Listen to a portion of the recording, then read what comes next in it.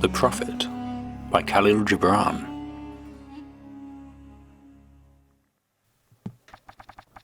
Almustafa, the chosen and the beloved, who was adorned unto his own day, had waited 12 years in the city of Orphalese for his ship that was to return and bear him back to the isle of his birth. And in the 12th year, on the 7th day of Elul, the month of reaping, he climbed the hill without the city walls and looked seaward. And he beheld his ship coming with the mist. Then the gates of his heart were flung open, and his joy flew far over the sea. And he closed his eyes and prayed in the silences of his soul. But as he descended the hill, a sadness came upon him, and he thought in his heart, "How shall I go in peace and without sorrow? Nay, not without a wound in the spirit shall I leave this city.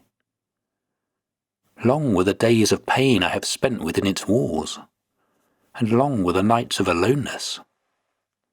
And who can depart from his pain and his aloneness without regret? Too many fragments of the spirit have I scattered in these streets, and too many are the children of my longing that walk naked among these hills. And I cannot withdraw from them without a burden and an ache.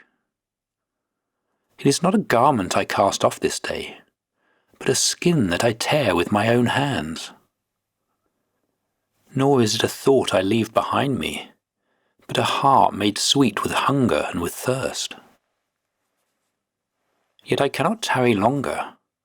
The sea that calls all things under her calls me, and I must embark. For to stay, though the hours burn in the night, is to freeze and crystallize and be bound in a mould. Fain would I take with me all that is here, but how shall I? A voice cannot carry the tongue and the lips that gave it wings. Alone must it seek the ether. And alone and without his nest shall the eagle fly across the sun. Now when he reached the foot of the hill, he turned again towards the sea, and he saw his ship approaching the harbour, and upon her prow the mariners, the men of his own land. And his soul cried out to them, and he said, "Sons of my ancient mother, you riders of the tides, how often have you sailed in my dreams? And now you come in my awakening, which is my deeper dream. Ready am I to go, and my eagerness with sails full set awaits the wind. Only another breath will I breathe in this still air, only another loving look cast backward, and then I shall stand among you, a seafarer among seafarers. And you, vast sea, sleepless mother, who alone are peace and freedom to the river and the stream. Only another winding will this stream make, only another murmur in this glade, and then shall I come to you, a boundless drop to a boundless ocean." And as he walked he saw from afar men and women leaving their fields and their vineyards, and hastening towards the city gates. And he heard their voices calling his name, and shouting from field to field, telling one another of the coming of his ship.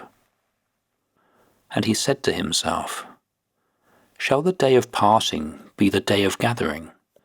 And shall it be said that my eve was in truth my dawn? And what shall I give unto him who has left his plough in mid-furrow, or to him who has stopped the wheel of his winepress? Shall my heart become a tree heavy laden with fruit, that I may gather and give unto them? And shall my desires flow like a fountain, that I may fill their cups? Am I a harp that the hand of the mighty may touch me, or a flute that his breath may pass through me? A seeker of silences am I. And what treasure have I found in silences, that I may dispense with confidence? If this is my day of harvest, in what fields have I sowed the seed, and in what unremembered seasons? If this indeed be the hour in which I lift up my lantern, It is not my flame that shall burn therein. Empty and dark shall I raise my lantern, and the guardian of the night shall fill it with oil, and he shall light it also. These things he said in words, but much in his heart remained unsaid, for he himself could not speak his deeper secret. And when he entered into the city, all the people came to meet him, and they were crying out to him as with one voice. And the elders of the city stood forth and said, Go not yet away from us. At noontide have you been in our twilight, and your youth has given us dreams to dream. No stranger are you among us, nor a guest, but our son and our dearly beloved. Suffer not yet our eyes to hunger for your face. And the priests and the priestesses said unto him, Let not the waves of the sea separate us now, and the years you have spent in our midst become a memory. You have walked among us a spirit, and your shadow has been a light upon our faces. Much have we loved you, but speechless was our love, and with veils has it been veiled. Yet now it cries aloud unto you, and would stand revealed before you.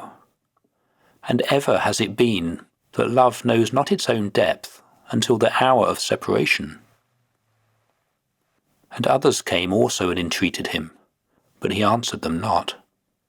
He only bent his head, and those who stood near saw his tears falling upon his breast. And he and the people proceeded towards the great square before the temple. And there came out of the sanctuary a woman whose name was Almitra, and she was a seeress. And he looked upon her with exceeding tenderness, for it was she who had first sought and believed in him, when he had been but a day in their city. And she hailed him, saying, Prophet of God, in quest of the uttermost, long have you searched the distances for your ship, and now your ship has come, and you must needs go. Deep is your longing for the land of your memories, and the dwelling place of your greater desires, and our love would not bind you, nor our needs hold you. Yet this we ask ere you leave us, that you speak to us and give us of your truth. And we will give it unto our children, and they unto their children, and it shall not perish. In your aloneness you have watched with our days, and in your wakefulness you have listened to the weeping and the laughter of our sleep. Now therefore disclose us to ourselves, and tell us all that has been shown you, of that which is between birth and death. And he answered, People of Orphalese, of what can I speak, save of that which is even now moving within your souls?